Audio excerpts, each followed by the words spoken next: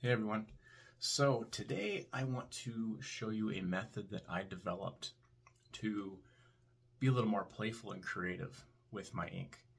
And this is something I do every once in a while where I have to step back from my extremely detailed, precise pen work and just be a little more loose with it.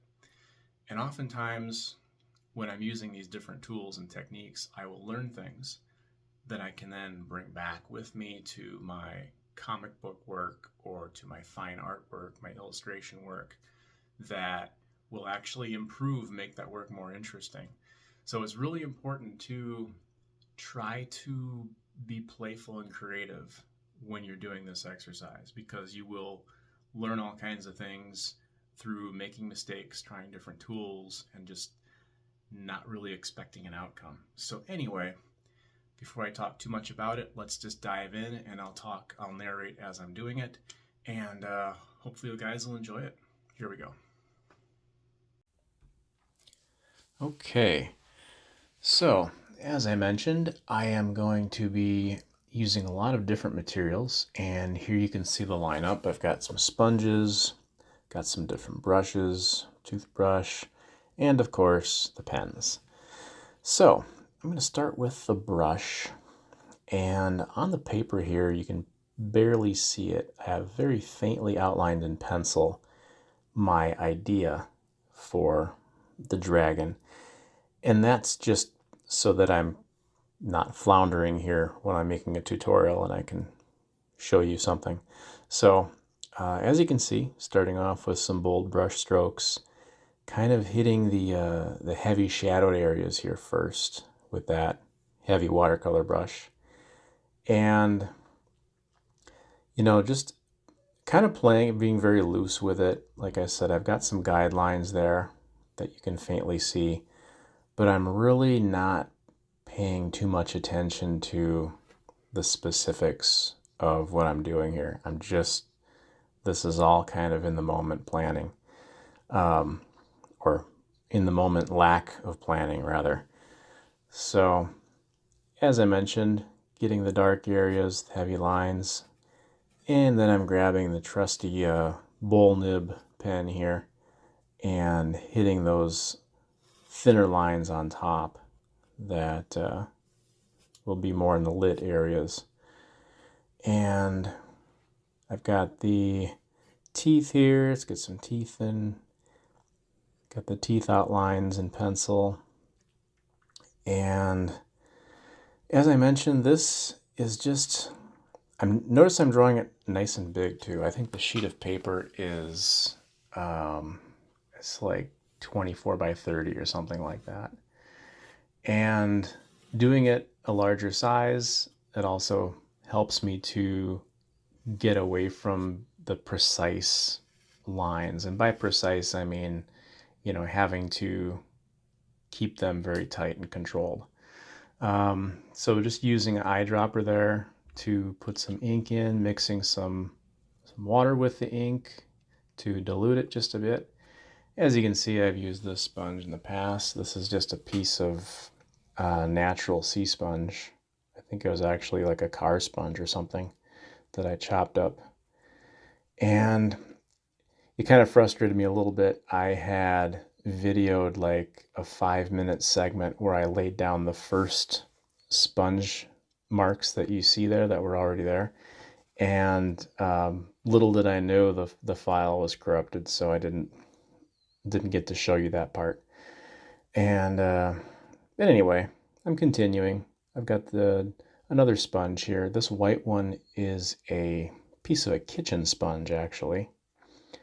And every sponge is going to give you different marks just depending on how you cut it or rip it or whatever chunk of sponge you're using.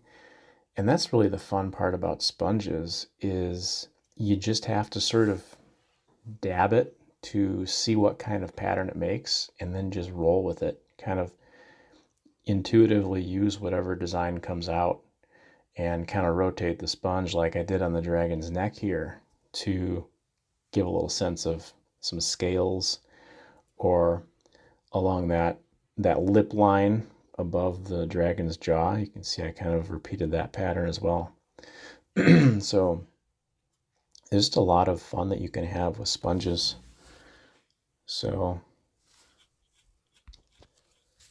another thing I forgot to mention about the sponge was, I don't know if you noticed on the little white sponge that I just used last, I did dab that after dipping the sponge in ink. I dabbed it on a paper towel just to get any excess ink off of that sponge.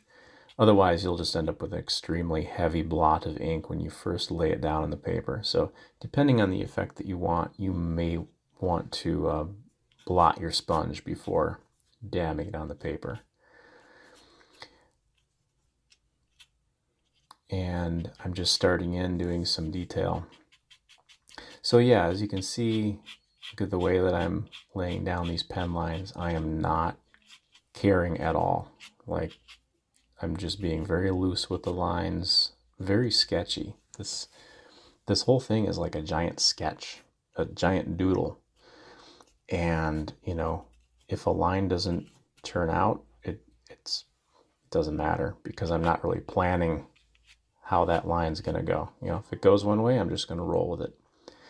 And it's just about, being in the moment, having fun, kind of the way you probably drew when you were little. You didn't care about showing it off on social media. You weren't too concerned about whether anybody would consider it good or not. You didn't even care if you considered it good or not. It was just all about making marks on paper. So this kind of puts you back into that zone, and it's very freeing, and you will learn things. This is how I developed a love for sponge work. I just like the textures that you can get with a sponge.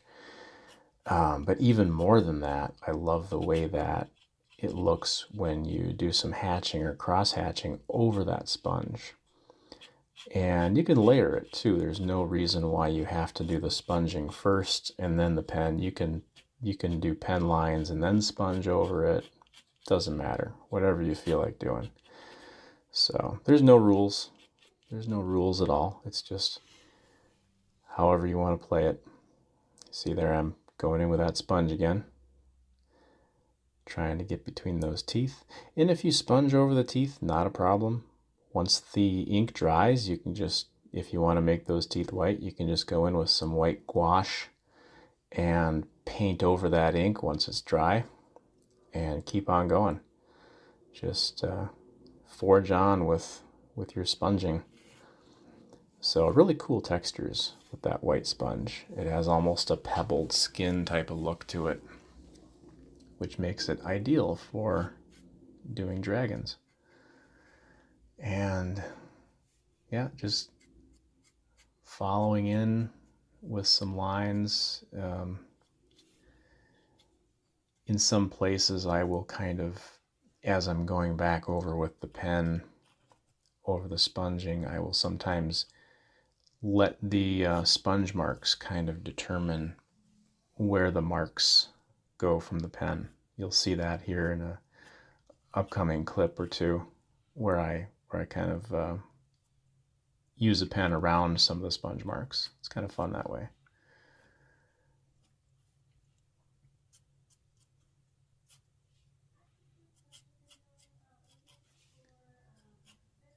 And a cool thing about this too is it's very inexpensive.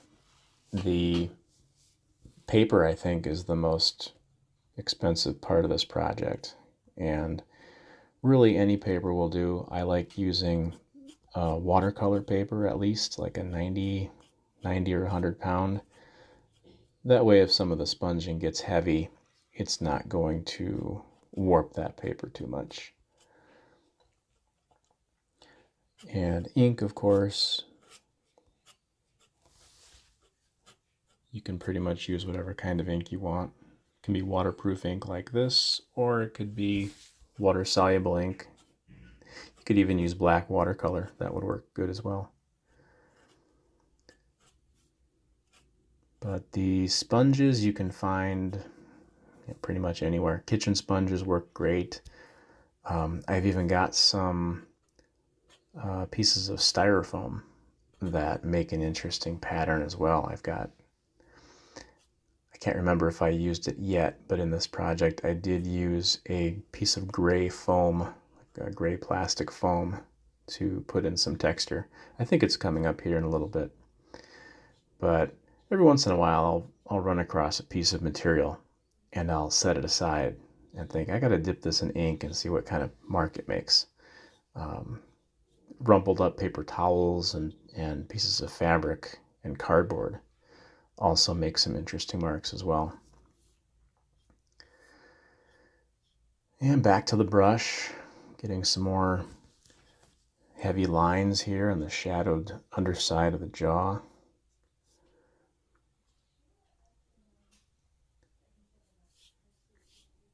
So this isn't so much a tutorial as it is kind of a encouragement to play around. I kind of hesitated to call it a tutorial because you could absolutely kind of use what I'm drawing as a guide, go for it. But definitely encourage you to, do your own thing. It doesn't even have to be a dragon, of course. It could be whatever type of thing you want to draw. There's that piece of dark foam I mentioned. You see it's kind of laying down a little more of a light. I think I dabbed it off quite a bit before this application, but it's very, very light gray pattern to it, and kind of nice, just adding almost more adding tone than texture at this point. You can, here I got a little heavier dip in the styrofoam there. Got some heavy black marks. And here's where I start to come in with see, I got a mapping nib here. And just kind of letting the sponge marks guide where I do the hatching. Just completely winging it here. No plan. It's awesome. Great way to relax. Sometimes drawing, especially when you draw for a living, doing a lot of commissions, illustrations, it can get more like work after a while. So it's really important for me to figure out ways like this to keep art playful and keep that kind of sense of excitement with it, like always learning something new. And the thing I love about ink is there's always more. There's always more to learn. And the old toothbrush trick.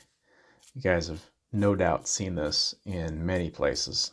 A lot of artists use this. It's a great way to add texture, tone, and yeah, I love it. Again, any brush you can do this with. Any brush that has semi-rigid bristles to it. So experiment with different toothbrushes. I never throw my old toothbrushes away. I always put them in a box and use them for my art. Bottle brushes, that type of thing. You'll see another brush here coming up. But yeah, any kind of brush is just fun to play with. And I'm getting some contour lines here with the brush. Just nice, heavy contour lines that contrast nicely with the spatter and the sponge marks. And back to the fine pen lines.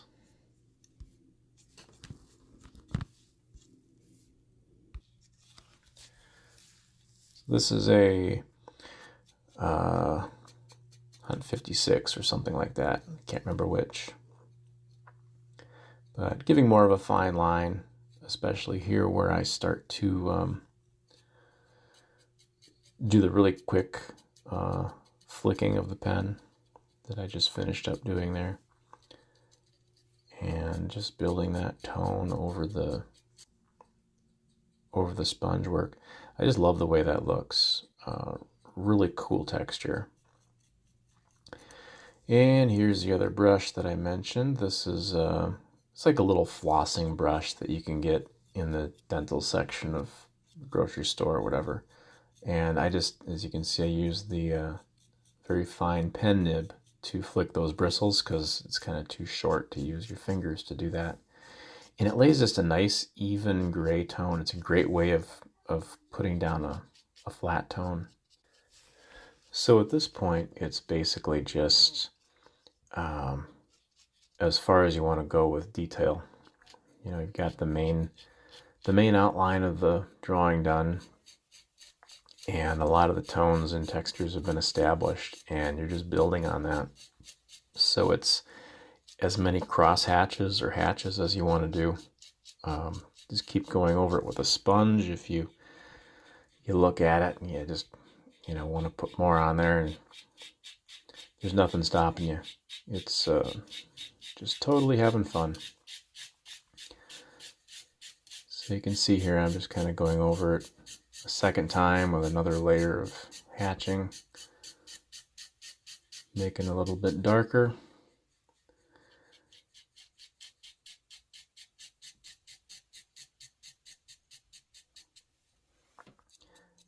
And as detailed as you want to get.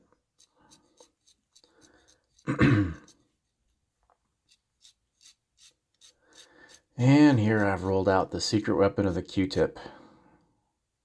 Just dip that Q-tip. I think this is the same diluted ink as I was using with the sponge. And I'm just sort of using those dots to kind of smooth out the edges of that dark stripe there. So there it is. Just a fun project to do if you've got a little bit of spare time. I spent, like I said, about, oh gosh, I think this was about 4 hours, 4 to 6 hours. I kind of played with it off and on while shooting these videos. But it doesn't have to be this big. Big makes it a little more fun, but it doesn't have to be quite so grand. But just have fun with it. Just have fun with it.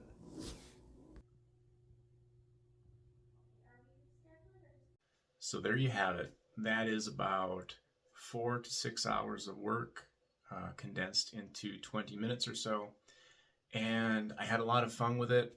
I hope that you guys are encouraged to try this method yourselves. As you can see, you really don't need much. Just some ink and paper and whatever tools you can find to put the ink on that paper. Be creative.